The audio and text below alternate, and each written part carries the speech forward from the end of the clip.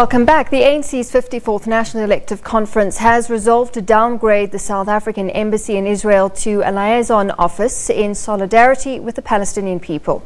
The South African Jewish Board of Deputies and the South African Zionist Federation has condemned the downgrade, saying it would prevent South Africa from playing any mediatory role in bringing about peace or dialogue between Israel and Palestine, and will not help the people of Palestine.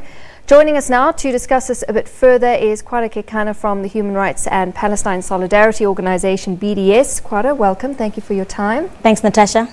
All right, so I want to start by just putting this into context. I mean, this move is, from what I can gather, is in opposition to President Trump's recognition of Jerusalem as the capital of Israel.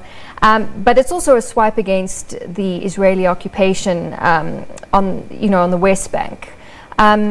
Just put it into context for us. I think the conversation around the downgrading of the South African embassy in Israel started effectively around, just before the National Policy Conference of the ANC. It is one of the policy proposals that came from the African National Congress Policy Conference to say the recommendation is there for the downgrading of the South African embassy in Tel Aviv. Of course, the recent announcement by Trump's administration regarding the moving of their embassy to Jerusalem sort of perpetuated or really precipitated the situation. Sure.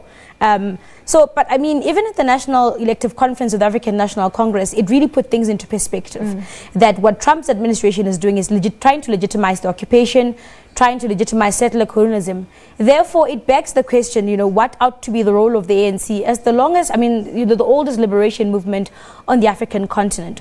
Also taking into consideration the kind of efforts Israel is putting in terms of penetrating onto the African continent. So really the world is watching and listening to the ANC in terms of what it was going to assert itself on the question of the Israeli-Palestine situation. But doesn't it also, the argument is that South Africa could be politically disadvantaged or politically poorer because of this, and that it won't do anything, like I read in the intro, it won't do anything for the people of Palestine, because essentially they're stepping back from any peace brokering between Israel and Palestine. So my question is, isn't there a way to make their sentiments felt in support of Palestine without making such a jab at Israel? The first thing, Natasha, is that peace cannot be divorced from justice, and the step is the right direction and towards ensuring that there's justice, freedom, and equality where the peoples of Palestine are concerned. But what's the most important is we need to listen to what the Palestinians are asking of us, and the main thing is that they have not asked for the South African government to play a mediatory role where this issue is concerned. If anything, the representative from the Palestine Liberation Organization, the PLO, was present at the African National Congress, the national conference that just took place, and the request was quite clear in his input.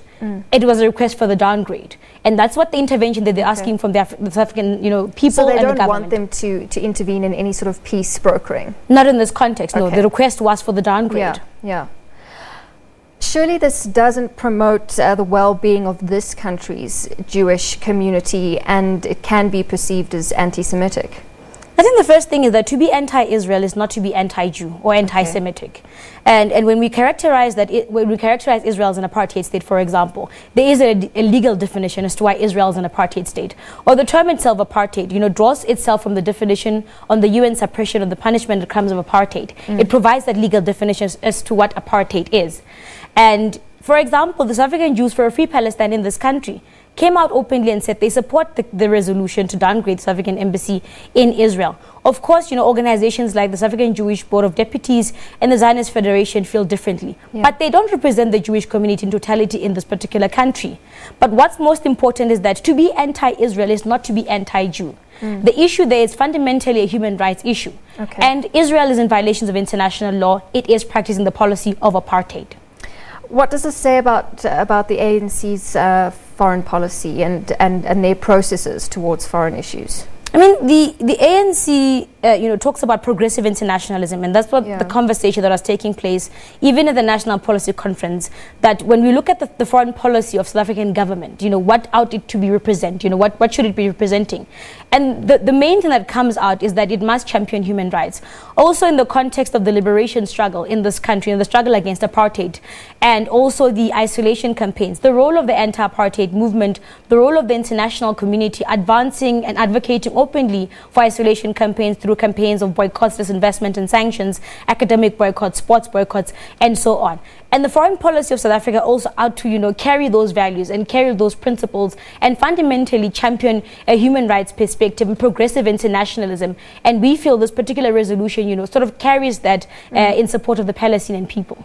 And finally, I mean, it's been argued that this decision could affect South Africans travelling to the Holy Land. What's your opinion on that? I think the first thing is that Israel itself, currently and in the last couple of years, has systematically denied, not just South Africans, by the way, that are travelling to travelling to Palestine. People like Desmond Tutu, the former Minister of Higher Education, Bladen Zamande, has been denied entry into Palestine. The current Minister of Sports, the Special Rapporteur on Human Rights, Professor Richard Falk, who was focusing on the Israeli-Palestine situation himself, was denied entry into Palestine by the Israeli regime. If anything, they have no commitment at all. And when you talk about the denial of entry into the region, if anything, Israel is guilty of that. Kwara, thank you so much for your thoughts and giving us a bit of background into that situation. Kwara Kekana from the Human Rights and Palestine Solidarity Organization, BDS.